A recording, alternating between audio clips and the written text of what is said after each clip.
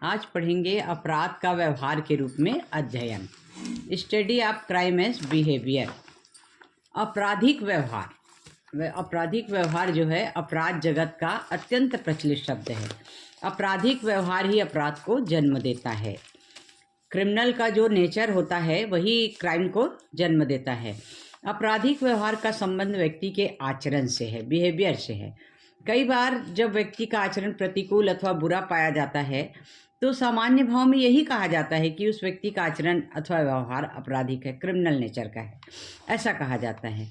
तो सदरलैंड ने इसको परिभाषित किए हैं कि आपराधिक व्यवहार एक ऐसा व्यवहार है जो आपराधिक विधि का उल्लंघन करता है।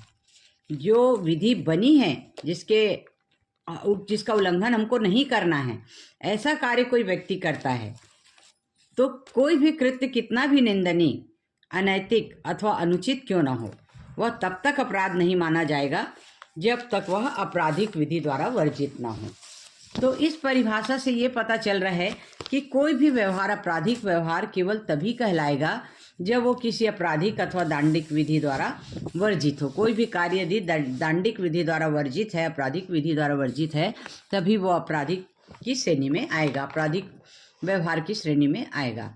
कोई व्यवहार अथवा आचरण नैतिक दृष्टि से अनुचित हो सकता है, निंदनीय भी हो सकता है, लेकिन यदि वह विधि द्वारा वर्जित नहीं है तो उसे आपराधिक व्यवहार नहीं कहा जाएगा। इस प्रकार आपराधिक व्यवहार की मुख्य कसौटी यह है कि विधि द्वारा वर्जित व्यवहार अथवा आचरण। इसे हम एक उदाहरण द्वारा भी स्पष्ट कर सकते हैं। जैसे क एवं ख दो व्यक्ति नदी में तैर रहे थे। इतने में ख नदी में डूबने लगा और ख देख रहा था लेकिन उसे बचाने का प्रयास नहीं किया।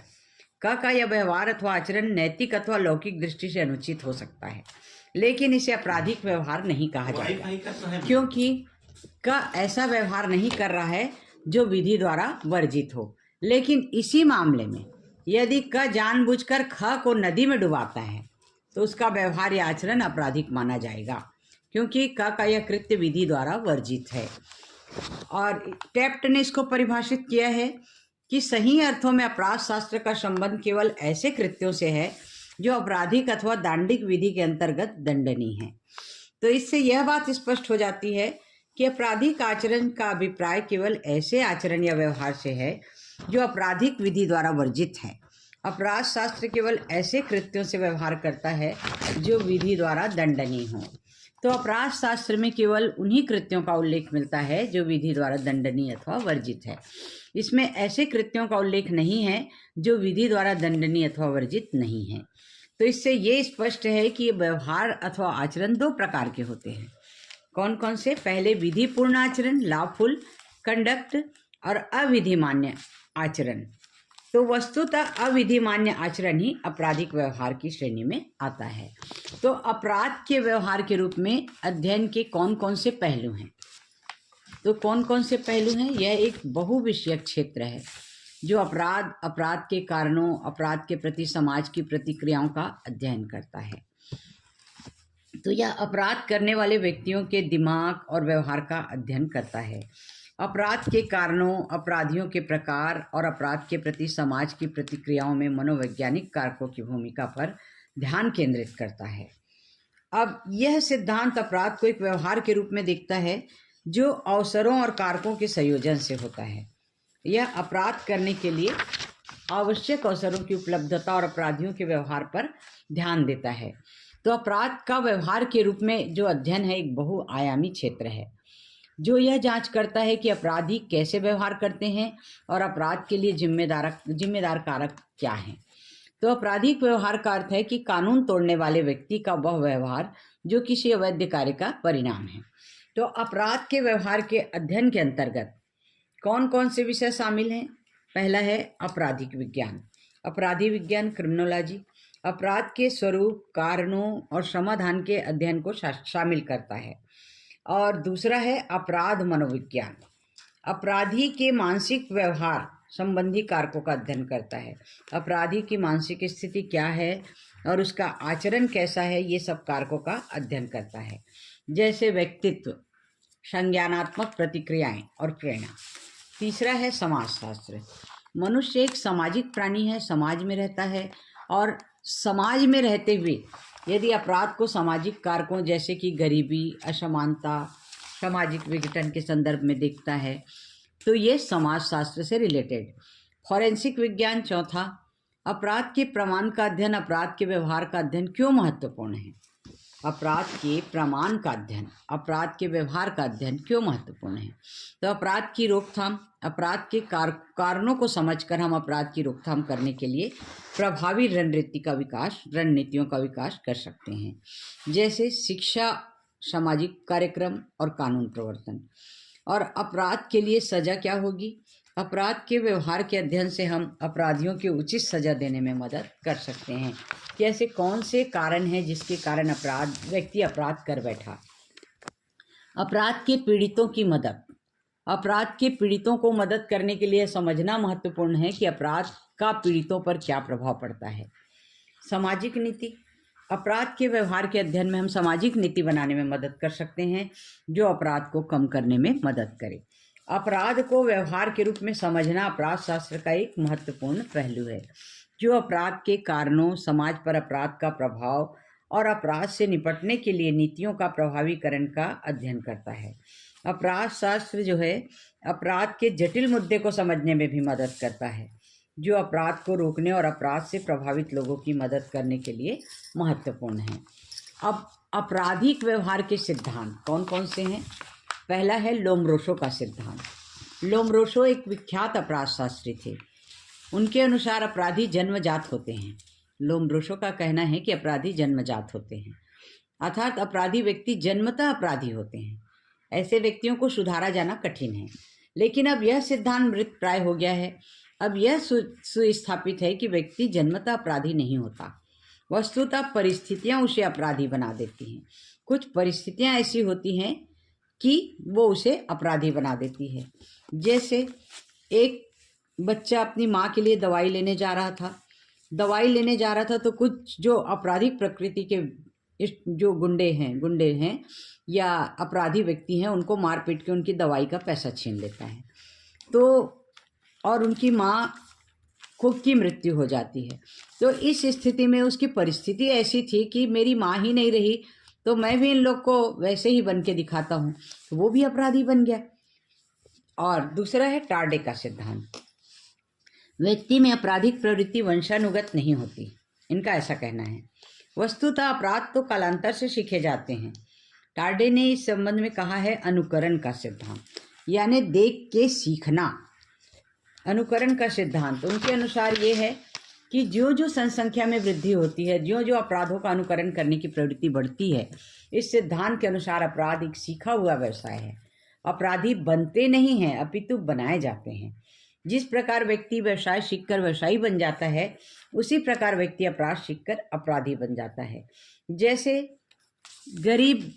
गरीबी स्थिति है, बच्चों को माँ बाप सरकारी स्कूल में पढ़ने भेजते हैं। कुछ बच्चों को देखकर वो भी वही सीखने लग जाता है, बाहर स्कूल से बंक मारना और कुछ आपराधिक प्रवृत्ति, कुछ चीज़ छीन के भाग जाना, किसी बच्चे के ऊपर रौब जमाना। इस तरह बच्चा जो है अनुकरण करके सीखता है। अब सदरलैंड का सिद्धांत ये कहते हैं भेदी संगति का सिद्धांत। भेदी संगति इस सिद्धांत के अनुसार ये है कि आपराधिक व्यवहार वंशानुगत नहीं होता, ये सीखा जाता है और यह संप्रेषण की प्रक्रिया द्वारा अंतःक्रिया से आता है। किसी को उस तरह से कार्य करते देख के उस समय बच्चों को समझ तो होती नहीं है कि क्या कार्य अच्छा है, क्या बुरा है, और कौन से कार्य अपराध की श्रेणी में आते हैं और कौन से विधि द्वारा दंडनीय है। इस स्थिति में व्यक्ति अन्य आपराधिक व्यक्तियों की संगति में रहकर अपराधी बन जाता है। और उनके सिद्धांत का आधार सामाजिक असंगठन भी है। उनके मत में अपराध और सामाजिक अव्यवस्था समाज द्वारा स्वीकार की गई मान्यताओं के कारण उत्पन्न होती है। अब हिले ने क्या कहा है कि जो लोग इन सामाजिक मूल्यों के कारण अपने आप को समाज में समायोजित नहीं कर पाते, वे मानसिक संतुलन के अभाव में आपराधिकता की ओर प्रवृत्त होते हैं। उनका यह कृत्य जो है समाज विरोधी होता है। उनके मत से भावनात्मक असंतुलन ही अपराधों का मुख्य आधार है, ऐसा हिले ने कहा। अब आपराधिक व्यवहार के घटक कौन कौन से हैं? तो घटक हैं, पहला मेंस या मानसिक स्थिति। मानसिक स्थिति यदि ठीक नहीं रहेगी तो व्यक्ति अपराध की ओर प्रवृत्त होगा, उसको सोचने समझने की क्षमता सही नहीं रहती। दूसरा है आचरण, एक्टस रिया, और एक्टस आचरण, कारण, सहमति, पर्यावरण। ये 5 ऐसे 6 सामाजिक एवं मनोवैज्ञानिक कारण, ये 6 ऐसे कारण हैं जो आपराधिक व्यवहार के घटक हैं।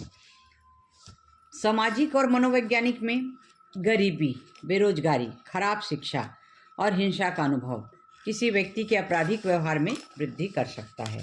तो मानसिक स्थिति क्या कहती है मेंसरिया? यह अपराध के पीछे का मानसिक इरादा या स्थिति होती है। जैसे हत्या में व्यक्ति को जानबूझकर किसी की हत्या करने का इरादा होना चाहिए, मैं उसको मारूंगा ही, ऐसा उसका ये होना चाहिए, उद्देश्य होना चाहिए। दूसरा आचरण, यह वह वास्तविक कार्य या चूक है जो विधि विरुद्ध है, जैसे चोरी या डकैती। जैसे अपराधों में कोई व्यक्ति अपराध करने का कार्य करता है। जैसे छोटा बच्चा मूंगफली वाले ठेले से मूंगफली चुरा के भाग जाता है, यदि हम उसको नहीं समझाएंगे कि ये गलत बात है, ये चोरी है, तो बच्चा वही काम करेगा। धीरे धीरे उसका जो कार्य है वो अपराध की श्रेणी में आ जाएगा। अपराध चाहे छोटा हो या बड़ा हो। वो भूख में तड़प रहा था, इसलिए उसने किसी की होटल से 2 रोटी छीन के निकाल के भाग गया, ये भी चोरी की श्रेणी में आएगा। तो उस बच्चे को समझाना पड़ेगा कि ये किसी की बिना अनुमति से उसके चीज को ले लेना अपराध की श्रेणी में आता है और ऐसा कृत्य उसको नहीं करना चाहिए। ये आचरण। तीसरा कारण, यह अपराधी के कार्य और परिणाम के बीच के संबंध को स्थापित करता है। जैसे अगर एक व्यक्ति ने किसी अन्य व्यक्ति को जहर दिया और उसकी मृत्यु हो गई, तो कारण संबंध स्थापित हो गया। जहर नहीं देता तो उसकी मृत्यु नहीं होती, उसने जहर दिया इसलिए उसकी मृत्यु हो गई। ये कारण है जहर देना। सहमति, किसी अपराध के घटित होने में उसकी सहमति भी आवश्यक हो सकती है। विशेष रूप से कुछ अपराधों में, जैसे डॉक्टर ने ऑपरेशन किया तो डॉक्टर का इरादा उसको मारने का नहीं था, उसको बचाने का था, लेकिन इसमें उस व्यक्ति की सहमति थी। बाद में उसने डॉक्टर के खिलाफ उसके परिवार वालों ने केस कर दिया तो यह अपराध की श्रेणी में आ गया, लेकिन जो परिवार वाले हैं उनके सिग्नेचर से ही उसने ऑपरेशन शुरू किया था, तो इनमें उनकी सहमति थी। 5वां है पर्यावरण। गरीबी, शिक्षा की कमी और सामाजिक व्यवस्था जैसे कारक आपराधिक व्यवहार को प्रभावित करते हैं। पर्यावरण कारण भी हो सकता है। मनोवैज्ञानिक में व्यक्तित्व, भावनात्मक मुद्दे, मानसिक स्वास्थ्य आपराधिक व्यवहार को प्रभावित कर सकते हैं। सामाजिक में पारिवारिक संबंध, सामाजिक समूह, संस्कृति आपराधिक प्रवृत्ति को प्रभावित कर सकते हैं। जैविक है, आनुवांशिक कारक और मस्तिष्क की संरचना भी आपराधिक व्यवहार को प्रभावित कर सकती है। जैविक आपराधिक व्यवहार, जो कि अक्सर क्रिमिनल बिहेवियर के रूप में जाना जाता है, उन गतिविधियों को संदर्भित करता है जो कानून के अनुसार दंडनीय होता है या जो समाज के मानदंडों का उल्लंघन करती है। ये गतिविधियां आमतौर पर कानून की सीमाओं से परे होती हैं और इनमें हिंसा, संपत्ति क्षति या अन्य लोगों को नुकसान शामिल हो सकता है। विभिन्न प्रकार के आपराधिक व्यवहार। पहला, हिंसक अपराध, इसमें शारीरिक नुकसान, हत्या और यौन अपराध शामिल हैं। दूसरा, संपत्ति संबंधी अपराध, इसमें चोरी, लूट, तोड़फोड़ शामिल है। सामाजिक अपराध, इसमें मादक पदार्थों का उपयोग जैसे जुआ और अवैध गतिविधियों में शामिल होना। शारीरिक अपराध, इसमें बिना सहमति के शारीरिक संबंध या शारीरिक नुकसान पहुंचाना। आर्थिक अपराध, इसमें वित्तीय अपराध, धोखाधड़ी और हेरफेर शामिल है। तो इस आपराधिक व्यवहार का अध्ययन करने के बाद हम इसको कैसे रोकथाम कर सकते हैं? तो आपराधिक व्यवहार के अध्ययन एवं रोकथाम। आपराधिक व्यवहार से तात्पर्य उस आचरण से है जो किसी गैर कानूनी आपराधिक व्यवहार के अध्ययन एवं रोकथाम। आपराधिक व्यवहार से तात्पर्य है अपराधी के उस आचरण से जो गैर कानूनी कार्य को अंजाम देने की ओर ले जाता है। एक गैर कानूनी कार्य तब होता है जब कोई मकसद, एक साधन और एक अवसर होता है। आपराधिक व्यवहार के अध्ययन को अपराध विज्ञान के रूप में जाना जाता है। अपराध विज्ञान अपराधियों के व्यवहार, अपराध के कारणों और अपराध को रोकने के तरीकों का अध्ययन करता है और आपराधिक व्यवहार को रोकने के लिए विभिन्न उपाय किए जाते हैं। जिसमें कानून प्रवर्तन, समय समय पर कानून में संशोधन, कानून को लागू करना, कानून का डर दिखाना अपराधियों को, सामाजिक कार्यक्रम, शिक्षा और मनोवैज्ञानिक थेरेपी भी इसमें शामिल है। अब आपराधिक व्यवहार की रोकथाम कैसे किया जाए, इसके लिए कई प्रयास किए जा सकते हैं। जैसे पहला, कानून प्रवर्तन। अपराधियों को पकड़ने और उन्हें न्याय के साथ दंडित करने से लोगों के अपराध करने में हतोत्साहित किया जा सकता है। वो डरेंगे कि अब ऐसा कार्य न करें जो विधि विरुद्ध है, जो अपराध की श्रेणी में आता है, क्योंकि पुलिस पकड़ लेती है और बहुत प्रताड़ना देती है, जो भी है, मारती है, पीटती है, जेल में डाल देती। इस टाइप से कानून में प्रवर्तन करके हम उसको रोक सकते हैं। दूसरा, सामाजिक कार्यक्रम। गरीबी और सामाजिक व्यवस्था को कम करने से आपराधिक व्यवहार को कम किया जा सकता है। सामाजिक असमानता, जो गरीबी के स्तर को ऐसे सरकार ने बहुत हद तक कम करने का प्रयास किया है। चावल, नमक, शक्कर, ये सब 1 रुपए में या फ्री में गरीबों को देकर उसके जीवन स्तर को ऊपर उठाने का प्रयास किया जा रहा है, ताकि वो अपराध की ओर अग्रसर ना हो। शिक्षा के माध्यम से लोगों को कानून के बारे में और अपराध के परिणामों के बारे में शिक्षित किया जा सकता है। कानून की शिक्षा, जैसे गांव-गांव जाकर कोई कैंप लगाकर उनको बताया जाए कि ऐसा कार्य अपराध की श्रेणी में आता है, इस कार्य को करना विधि विरुद्ध है। इस तरह से उनको शिक्षित किया जाए या शिक्षा की ओर अग्रसर किया जाए और अपराध के परिणामों के बारे में, कानून के बारे में बताया जाए, पम्फलेट छपाकर बांटा जाए और उसमें कितनी सज़ा है, क्या है, उसमें क्या प्रावधान है, ये सब की जानकारी दिया जाए तो बहुत कुछ अपराध को रोका जा सकता है। अब है मनोवैज्ञानिक थेरेपी। मनोवैज्ञानिक थेरेपी क्या है? ये मानसिक स्वास्थ्य समस्याओं वाले लोगों को मदद करने से आपराधिक व्यवहार को कम किया जाता है। जिसका मानसिक स्थिति सही नहीं है, मानसिक असंतुलन कारण है जिसके कारण वो अपराध कर रहा है, तो ऐसी समस्याओं को पहले जाना जाएगा कि क्या उसकी मानसिक स्थिति ऐसी क्या है कि जो ये ऐसा आपराधिक कार्य कर बैठा। तो उसके आपराधिक व्यवहार को कम करने में बहुत कुछ मनोवैज्ञानिक थेरेपी मदद करती है। इससे स्पष्ट है कि आपराधिक व्यवहार को रोकथाम के लिए प्रयास किए जा सकते हैं। ये तो हो गया अपराध के रोकथाम के लिए